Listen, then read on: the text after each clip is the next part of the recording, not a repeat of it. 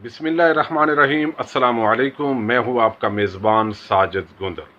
उज़्मा तशद्दुद case के तनाज़ुर में हामिद मीर ने मलक रियाज और मीर शकील और रमान का गाठ जोड़ को बेनकाब कर दिया है। फवाद चौधरी अपनी साबका रवायात को बरकरार रखते हुए कौमी हीरो डॉक्टर अब्दुल कदीर खान पर चढ़ दौड़े हैं। ये क्या माजरा है, इसको भी आज वीडियो में बयान करेंगे। उद्मा तशद्दुद केस जो है उसकी तफसीलात आपके सामने वक्तन फ़वक्तन आ रही हैं और मसला ये है FIR काटी जा चुकी है और ये भी इल्म है कि ये जो शख्स है उस्मान नामी फ़र्द है, ये बेसिकली जो है वो उन लड़कियों की खाला का बेटा है, यानी मलक रियाज की जो साली है उसका बेटा है। और आमना मलक जो है ये मलक रियाज की बेटी है और ये दोनों मियाँ बीवी हैं। लेकिन अब मामला तलाक तक पहुँच गए हैं, चूँकि ये उस कल्चर का नतीजा है जो बेहयाई, फहाशी और यानी का कल्चर दिन रात जो है हमारा मीडिया प्रमोट करता है। और एलीट क्लास का और पैसे वाला होने का मतलब ये है बना दिया इन सोसाइटी ने, इल्ला माशाल्लाह कि ये हमने बेहया होना है तो इससे ज़ाहिर होनी है कि ये अमीरी है। शराब, कबाब, जना ये चीज़ें होंगी तो इसका मतलब है कि ये अमीरी की अलामत बना देगी हैं। ये हमारी सोसाइटी का वो कत्लेआम है बेसिकली, जिसकी वजह से वो जज्बा जो होना चाहिए हमारी मुस्लिम सोसाइटी में वो मांद पड़ता जा रहा है। लेकिन इसका हम जिक्र अक्सर करते रहते हैं, लेकिन आप देखिए कि अभी तक चलें वो जो खातून था उसका अमल गलत था। वो जो मॉडल अदाकारा थी उसने ये जो ताल्लुकात रखे ये उसका नाजायज़ फेल था, उसको शरीयत भी इजाज़त नहीं देती, पाकिस्तान का कानून भी इजाज़त नहीं देता। और इस तरह की फील्ड के अंदर जब आप रोज़ डांसिंग और मौसीकी की महफिलों के अंदर जब जाएंगे और ये कल्चर परवान चढ़ेगा और जो आपको इससे रोकेगा और गलत कहेगा कि आप ये गलत कर रही हैं, तो फिर आप बताएंगे ये तो पिछले पुराने वक्तों के ज़माने के लोग हैं, इनको जदीद दुनिया के एटिकेट्स का नहीं पता। लेकिन उसका रिजल्ट दिन रात यही जलालत, तजलील और जो इज्जत मजरू होती है ये आपके सामने नतीजे आते हैं। और फिर जिस तरह के जिनसी हरासमेंट के मैं अक्सर जिक्र करता हूँ बड़े दर्द के साथ कि बच्चों के साथ ये जो मामलात आजकल बहुत ज़्यादा फैले हुए हैं और मज़ीद फैलाव हो रहा है, इसके अंदर जो भी और एलिमेंट्स हैं उसके अंदर एक बहुत बड़ी वजह जो है वो हमारी मीडिया की फहाशी और यानी को प्रमोट करने का ये कल्चर है। और फिर आपको और चीज़ मैं बताऊं इस हवाले से कि अभी लेटेस्ट डेवलपमेंट ये है कि इसके अंदर जो है वो उन खवातीन पर ना तो रेड किया गया है और ना उनको गिरफ्तार करने की कोशिश की गई है। अब बेटियां सबकी साझी होती हैं, इसमें कोई शक नहीं है। और उस खातून का जिस तरह उसने बयान किया यकीनन दुख और तकलीफ भी होता है। मगर मेरा सवाल सिर्फ ये है अपने कौमी इदारों से, मीडिया से, कि अगर किसी और की खातून होती, कोई और बेशक बिजनेस मैन ही होता,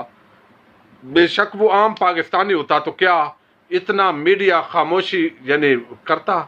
क्या रियासती इदारे इतनी खामोशी करते? क्या हमारी जो इतनी चुस्त पुलिस डिपार्टमेंट है वो खामोश रहता? इतनी तनकीद के बावजूद अवाम दिन रात कह रही है, इसके बावजूद उनको रेड नहीं किया गया, गिरफ्तार नहीं किया गया। हालांकि ये नॉन बेलेबल ऑफेंस जो है उसके अंदर लगे हुए हैं। कोई आम गरीब आदमी होता, उसकी बच्चियों का ये अमल होता तो अब तक वो जो है जेल की, थाने की सलाखों के पीछे पहुंच चुकी होती और उनकी इन्वेस्टिगेशन होती और जुडिशियल रिमांड पर या चली जाती या मजीद आप रिमांड ले लेते। ये पाकिस्तान के अंदर कमजोर लोगों का सबसे बड़ा अलमिया है। अब दूसरी बात, मीडिया के लोगों की ये भी जैनवन है कि जब हम इस तरह के पॉइंट्स उठाते हैं तो फिर अमूमन जो है वो डील हो जाती है। और डील भी इसी वजह से होती है कि लोगों को पता होता है कि इंसाफ मिलना नहीं है। तो अब आप देखिए कि अभी हसन न्याजी साहब का ये कहना है कि मुमकिन है वो खवातीन फरार हो चुकी हैं, और मेरा ये ख्याल है कि फरार शायद ना हो चुके। इतना बड़ा कोई 302 का केस उनके नज़दीक ये नहीं है। उनको पता है कि ये थोड़े दिन गुजरेंगे और हम इसको मैनेज करने के अंदर कामयाब होंगे। चूँकि सरमायादार की जो नफ्सियात हैं वो ये होती हैं कि कोई काम पैसे के बगैर नहीं होता और कोई काम ऐसा नहीं जो पैसा दें और हो ना सके। ये सरमायादार की नफ्सियात है और उनको पूरा पता है, इसीलिए पूरे पाकिस्तान के अंदर उन्होंने बैरिया टाउन बना दिए हैं और ज़मीनें सरकारी भी और प्राइवेट लोगों के भी हथिया कर वो इसके अंदर कामयाब हो गए हैं। अब आप देखिए इसके अंदर हामिद मीर साहब जो है उनकी लाजक आप सुनिए। अहमद मीर साहब वो शख्स हैं, जब मौलाना तारक जमील साहब ने मीडिया पर तनकीद की और एक मालक का जिक्र किया तो थोड़ा सा याद कीजिए, वो शख्स को सबसे ज्यादा मिर्चें लगी थी जब मौलाना साहब ने कहा कि मुझे टीवी चैनल के मालक ने कहा था कि अगर हम सच बोलना शुरू कर दें फिर तो हमारा मीडिया जो है चैनल कोई देखे ही ना। उस पर अहमद मीर साहब को बड़ा गुस्सा आया, मौलाना साहब को माफी पर मजबूर किया कि जनाब हम तो हमेशा सच बोलते हैं, जुल्म के खिलाफ खड़े होते हैं, तो बताइए आपने ये बात कैसे कर दी है, नाम लीजिए। अब वही अहमद मीर ये कहता है कि जब हमने उज़्मा खान के हक में बात करने की कोशिश की तो हमारे टीवी चैनल ने हमारे जो है वो सेंसरशिप लगा दी, हमारे प्रोग्राम को सेंसर किया गया, हमारे मलक रियाज के हवाले से हमें बात नहीं करने दी गई। वो कहते हैं मेरे अलावा जिन और एंकर्स ने भी बात की कोशिश की उनको बात नहीं करने दी गई। और दूसरी तरफ उन्होंने बताया क्योंकि टीवी चैनल्स के जो मालकान हैं उनके ताल्लुकात हैं जो है मलक रियाज के साथ,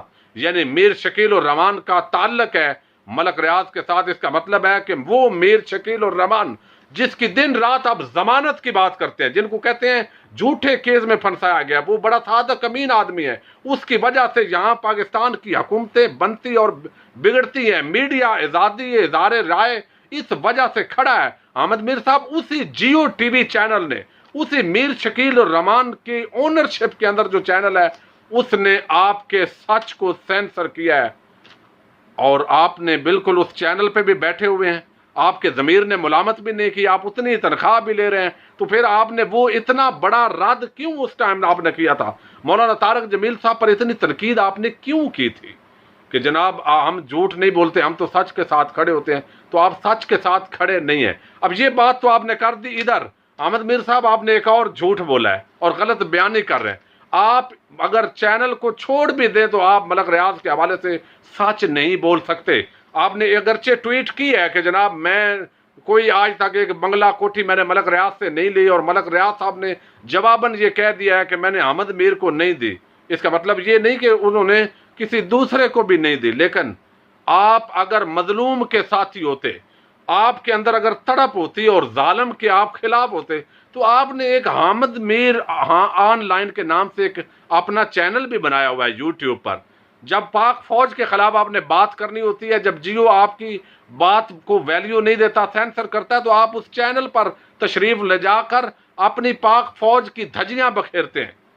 आप जो गद्दारान वतन है पीटीएम की सपोर्ट के अंदर, आप अपने चैनल पर आते हैं और मुख्तलिफ चैनल पर आकर बातें करते हैं। आपने जब इमरान खान के खिलाफ बात करनी होती है, जो चैनल पर बात नहीं कर सकते वो भी अपने यूट्यूब चैनल पर आकर आप अहमद मीर साहब बात कर लेते हैं। लेकिन क्या वजह है कि आप इस मामले में, चलो आपको जियो टीवी ने तो सेंसरशिप लगा दिया और आप कॉलम के अंदर भी जिक्र जंग न्यूज़पेपर में नहीं कर सकते,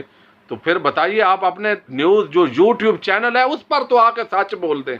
उस पर आकर तो बताएं कि जालिम कौन है, मजलूम कौन है, मलक रियाज के करतूत क्या हैं, उस पर तो आके बता दें ताकि पता चले कि आप सच्चे और पक्के साफ़ी हैं। इसलिए हम कहते हैं अहमद मीर साहब आपसे कोई ज़ाती क्लैश नहीं है, ना कोई नफरत है, आप दोगले आदमी हैं, आप मुनाफकत करते हैं, आप गलत बयानी करते हैं, लोगों के जज्बात से खेलते हैं, अपना आपका स्क्रीन पर आने की वजह से एक नाम बना है, उस नाम को आप यूज करके इंटेलेक्चुअल करप्शन के मुर्तकिब होते हैं, इसलिए आप पर सोशल मीडिया पर तनकीद होती है।